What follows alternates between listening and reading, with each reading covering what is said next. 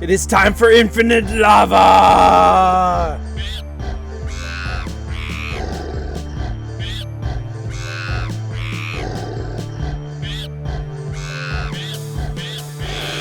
Hello again, skunkmunkee here, and today in our Snapshot update 22w44a, what do we have? Well, we have some really awesome game rules that have come to the game, but we're not going to get to those just yet. I'm going to cover a few other things first, and yeah, I'm excited about this stuff. This is really, really cool. First things off, they have been working on the creative inventory once again. I noticed that they've changed the polar bear spawn egg and the gas spawn egg so that they're a little bit more different than they used to be. They've also put in the redstone blocks, what was it? The chest and barrel, cauldron, furnace, composter, all those sort of things, because you can read how full they are with a redstone comparator. So I'm guessing that's why they're put into there. And a few other things have been put around, and they're hoping that we're getting close to where it... Oh, I love this part. You can actually get command blocks in here. Oh, that is so frustrating to me when I'm trying to use this, and you have to give yourself that. So glad they're in here. Also, light blocks. That's really awesome. But this was in there before. I just forgot to mention that. But that is really, really stinking awesome. Another big change is with monster spawners, which are, you know, well, I mean, they're actually called monster spawners now. And if we head over here, and well, let's just, anywhere, it doesn't matter. Just put it down. It doesn't have a pig in it. Look at that. There's no pig in it. That's and it doesn't emit particles when it doesn't have a mob. But yes, it does not default to a pig anymore.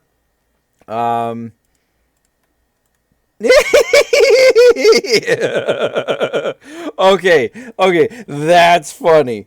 Glow squid's monster spawner. That's pretty. Oh, look at that. Oh, that's cool. Look at the little Arctic foxes right there. That's so cool. But anyway, you can interact with the monster spawners with a with your spawn eggs, and it will actually make them whatever it is you want. You can also select click, you know, middle click, and it will actually bring it up, which is really, really awesome. And yeah, this is great stuff coming to the game. Glad that they are, you know, making these kind of changes, because these are really cool, and I'm loving this. This is really neat. All right, on to the next stuff. Along the same lines as the monster spawner and interacting with it with spawn eggs, we have a few new spawn eggs. First off, we have the snow golem spawn egg, which in the past you just had to build them if you wanted them, even in creative, which is kind of annoying, and I don't know why they didn't have spawn eggs, but now they do. And that one is available in here somewhere. There it is. Also, iron golem spawn eggs. Yes. Why did it take so long for those two things to be made into spawn eggs? I don't know, but glad they finally are, and those also are available in here. Then things get a little bit different. Let's head out right over to this island, because there are two more in my inventory if you hadn't noticed. We're going to scroll this way so that we don't reveal the last one. The wither skeleton spawn. No, that is not what I wanted. Hold on. Hold on. I thought I grab thing.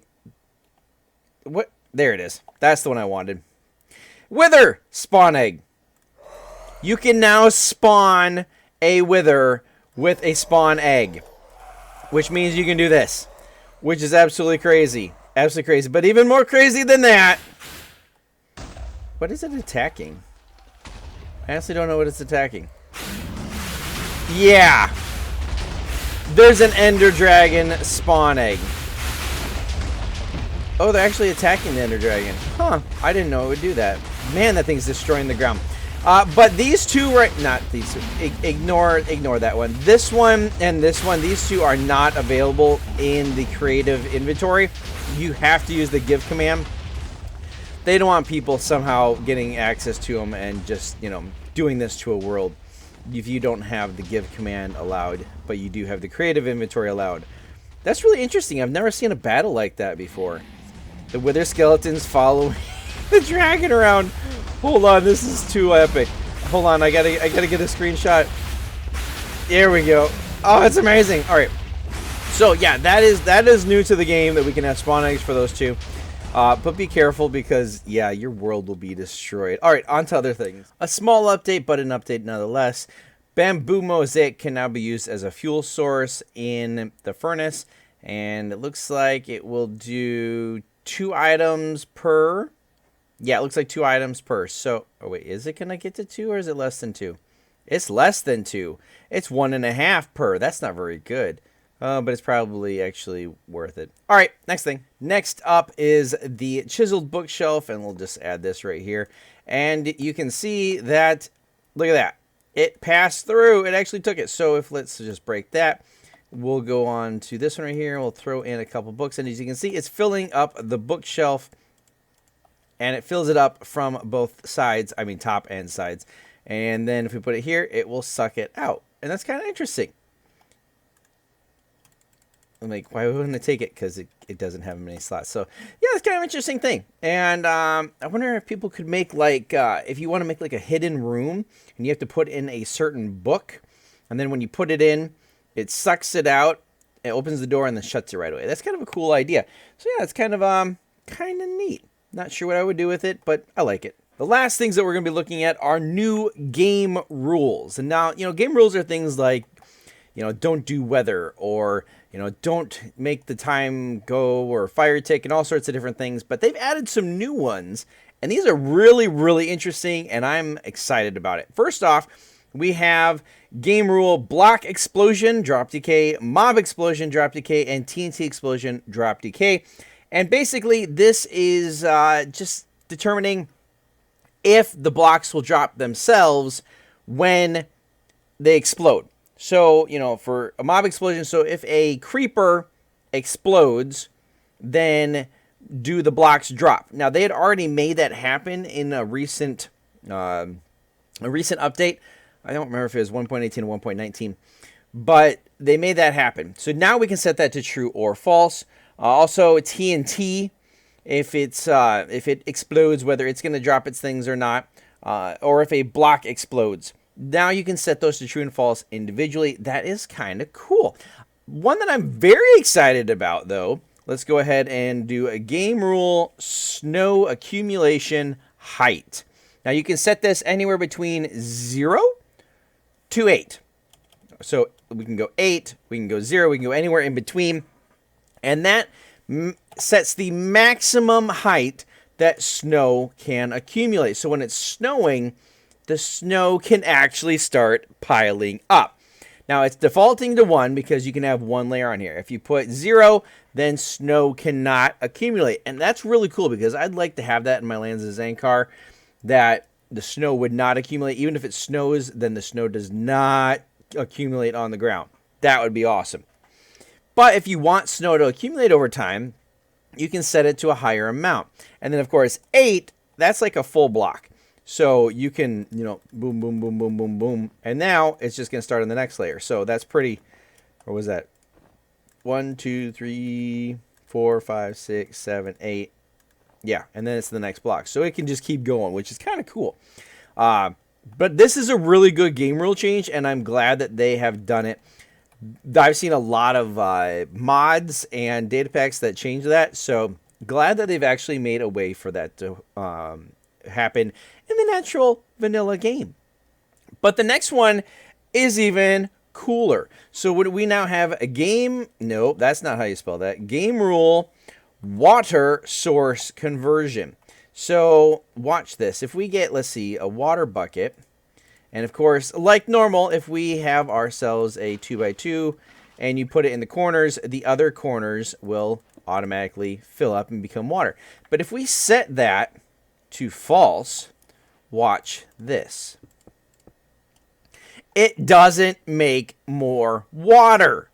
That's pretty amazing. But not only do we have that, but we also have, let's just back this up here and change this to lava.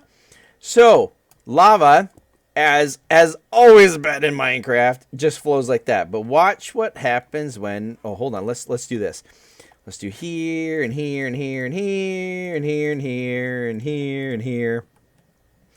And Actually, we could just keep going too because it would keep going. Watch. Okay, we're gonna do this. Set this to true. And oh, come on, come on! Don't you dare do this to me! Come on, you did it. There you go. I don't know why it didn't update. It's only got to be new ones. Oh, that's probably what it is. Because it's already flowing. It's like, no, I don't want to do it. Let's just fill all those in. So now, if we break them, it'll become lava source. Infinite lava is now available with this game rule. Your lava can now make more lava sources. Now, most you know, multiplayer worlds are not going to want this to be acceptable because you could totally grief someone's base really easily. But that's amazing. That is a really cool change. And I'm really glad that they have added that to the game because it is nice for people to have that option themselves. The only other game rule that has now been added, let's go ahead and check it out. No, game rule is global sound events. Basically, it just means there are certain things that no matter where you are in the world, you will hear. Like, I think the end portal being opened and perhaps a wither being... There's a few of them that are like global. No matter where you are, you'll hear it happen. Maybe the ender dragon being killed. I don't remember. But you can set that to true or false. And that's really cool that you'd be able to do that. And so that, you know, maybe you want people to hear what's going on. Maybe you don't want people to know what's going on. But all in all, this is a pretty amazing snapshot that they've added these things. And this infinite lava business and the way to turn off infinite water, pretty amazing. So, yeah, if you guys want to try out the snapshot for yourselves, it is available in the launcher. And don't forget to turn on the data pack when you load it up or else it's not going to work. And if you enjoyed today's video, please like, consider subscribing, turn on those notifications.